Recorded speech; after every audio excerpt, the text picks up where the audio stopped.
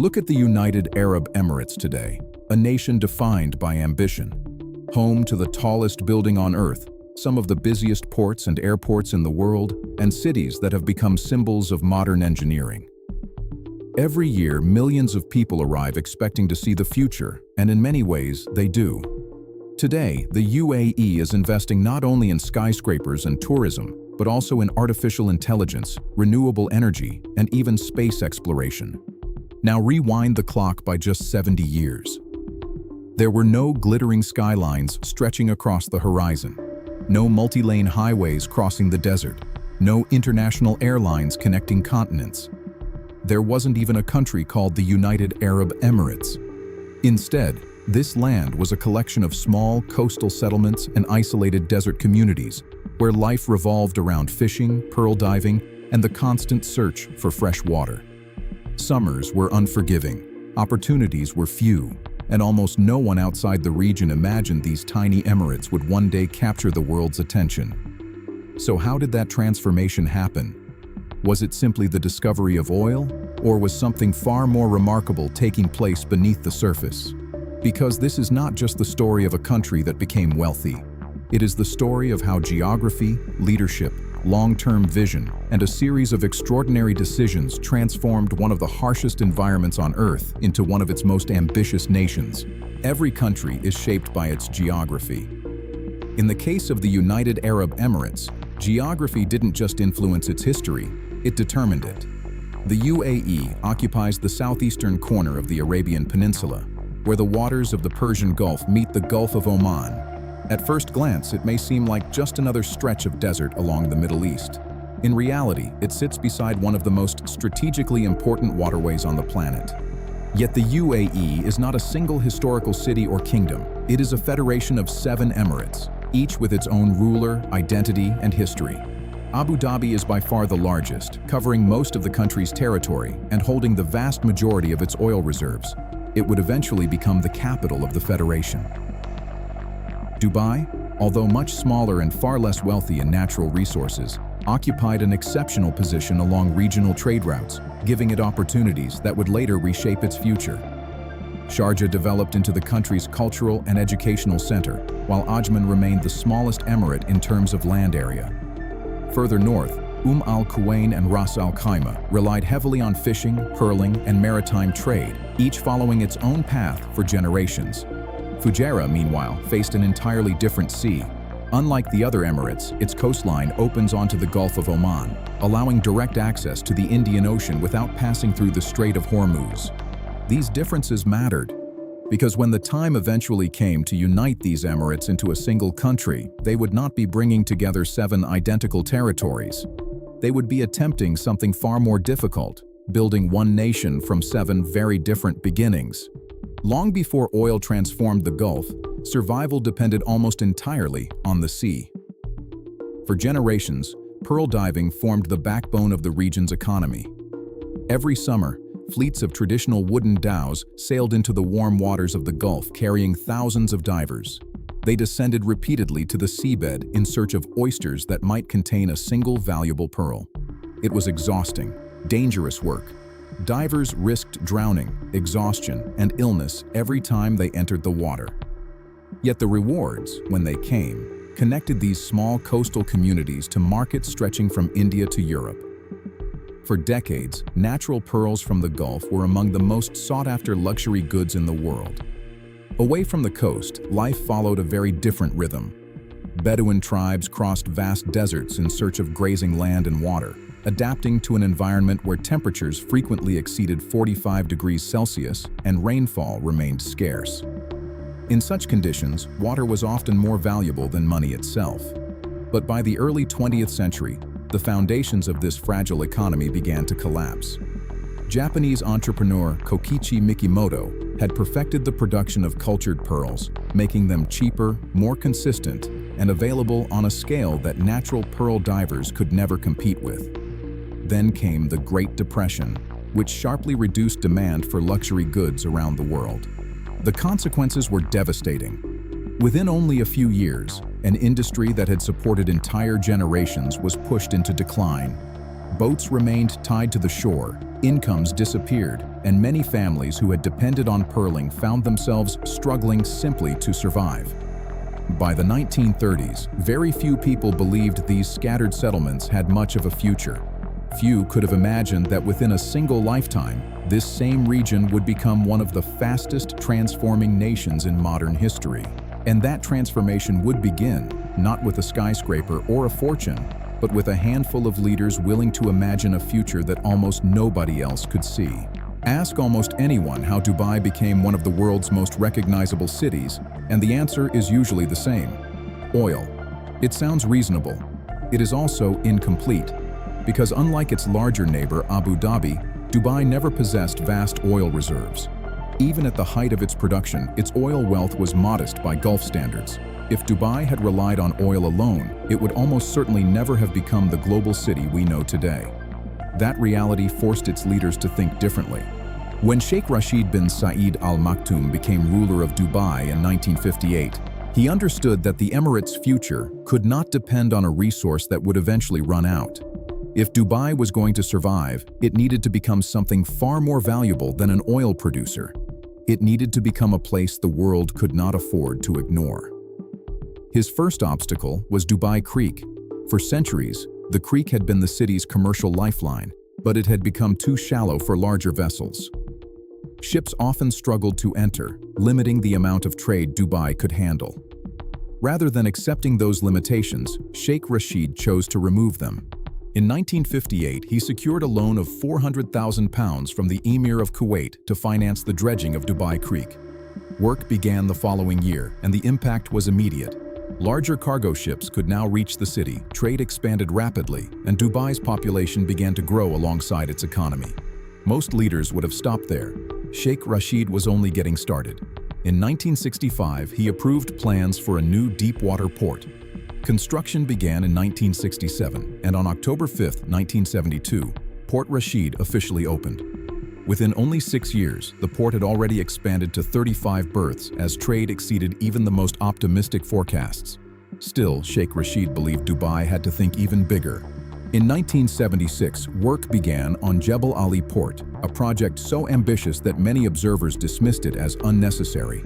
Built on an empty stretch of coastline, it would become the largest man-made harbor in the world when it opened on February 26, 1979. Why build a port for ships that had not yet arrived?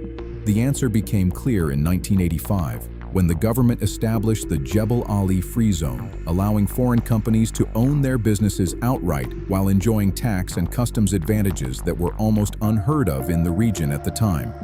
19 companies joined in its first year. Today, that number exceeds 11,000. The same philosophy shaped another decision made in 1985. With a budget of just $10 million and 2 leased aircraft, Sheikh Mohammed bin Rashid Al Maktoum launched a new airline called Emirates. Its first flights connected Dubai with Karachi and Mumbai. Within months, the airline had become profitable. Today, Emirates connects hundreds of destinations across 6 continents and has become one of the world's most recognizable aviation brands. Each of these decisions followed the same principle: build first, create demand later. Abu Dhabi would remain the country's political capital and the center of its oil wealth. But Dubai became something entirely different, a city whose greatest resource was not buried beneath the desert, but created through vision, infrastructure, and the confidence to invest decades ahead of everyone else. History often celebrates discoveries: oil, gold, natural resources. But discoveries alone rarely transform nations. People do. The future of the United Arab Emirates was shaped not simply by the discovery of oil, but by 2 leaders who understood that wealth without development would achieve very little. When Sheikh Zayed bin Sultan Al Nahyan became ruler of Abu Dhabi in 1966, the emirate had already begun earning substantial oil revenue. Yet much of its population still lived without proper roads, schools, hospitals, or reliable electricity. Sheikh Zayed believed that oil should improve people's lives immediately, not simply accumulate in government accounts. Roads were built across territory that had long been isolated. Schools opened to educate a new generation. Hospitals replaced limited medical services. Electricity and clean water reached communities that had lived for centuries without modern infrastructure.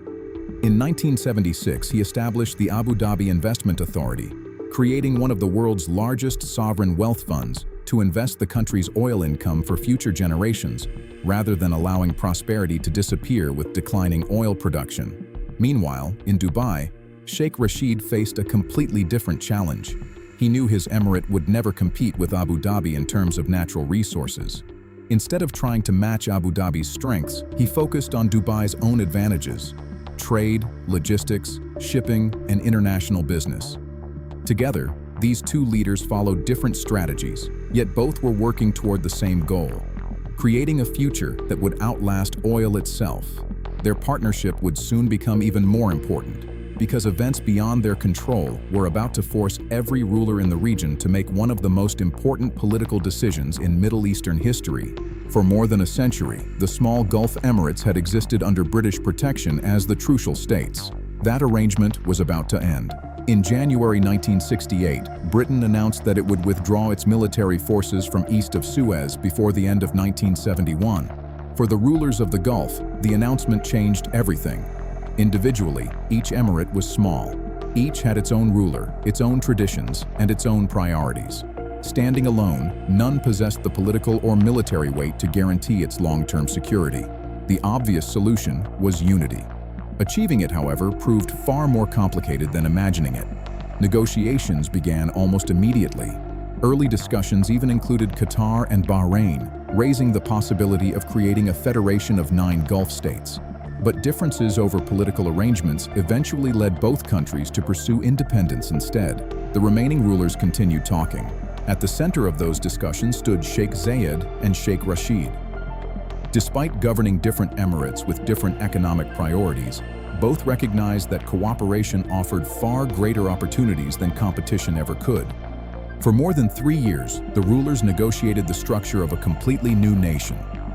On December 2, 1971, 6 emirates, Abu Dhabi, Dubai, Sharjah, Ajman, Al-Quwain, and Fujairah, officially declared the formation of the United Arab Emirates. Sheikh Zayed became the country's first president. Only a few weeks later, in February 1972, Ras Al Khaimah joined the federation, completing the union of all 7 emirates. It was an extraordinary achievement. 7 rulers, 7 histories, 1 federation. But creating a country on paper was only the first step. The real challenge was proving that this new nation could thrive. And over the next 5 decades, that is exactly what it set out to do. For many people, the story of the UAE begins and ends with oil. But today's economy tells a far more interesting story. Oil remains enormously important, particularly for Abu Dhabi, whose reserves continue to rank among the largest in the world. Yet over the past several decades, the country's leaders have worked steadily to ensure that prosperity would not depend on a single resource. The results are becoming increasingly visible. By the first quarter of 2025, non-oil sectors accounted for more than 77% of the UAE's real gross domestic product, the highest proportion in the country's history. Trade, finance, manufacturing, construction, tourism, logistics, and technology now drive much of the country's economic growth, reducing a dependence that once seemed impossible to escape. Jebel Ali has grown into one of the busiest ports in the world, handling millions of containers every year and connecting markets across Asia, Europe, and Africa. Dubai International Airport has become one of the world's busiest hubs for international passengers, while Emirates Airline, which began operations with only 2 leased aircraft in 1985, now flies to destinations on 6 continents. Meanwhile, Abu Dhabi has continued investing its oil wealth for the long term. The Abu Dhabi Investment Authority, established in 1976, has become one of the world's largest sovereign wealth funds, managing investments that span industries and continents. The country's ambitions now extend far beyond commerce. In 2020, the UAE inaugurated the Barakah nuclear energy plant, the first commercial nuclear power station in the Arab world, adding a new source of low-carbon electricity to its energy mix. That same year, another milestone captured global attention. The Hope probe lifted off on its journey to Mars, entering Martian orbit in February 2021 and making the UAE the first Arab nation and one of only a handful of countries in history to successfully reach the Red Planet. None of these achievements appeared overnight. They represent the continuation of a strategy that began decades earlier. Every nation has a defining story. For the United Arab Emirates, that story has been transformation. In little more than half a century, 7 small emirates became one of the world's most connected and ambitious nations. A society once sustained by pearl diving and fishing now builds global airlines, invests across continents, generates nuclear power, and explores Mars. Yet history never truly ends. The challenges of the future will be different from those of the past. Innovation, technology, and sustainability will matter more than ever. Whether the UAE can remain at the forefront of that future is a story that has not yet been written. But one lesson is already clear. Oil created opportunity. Vision created a nation.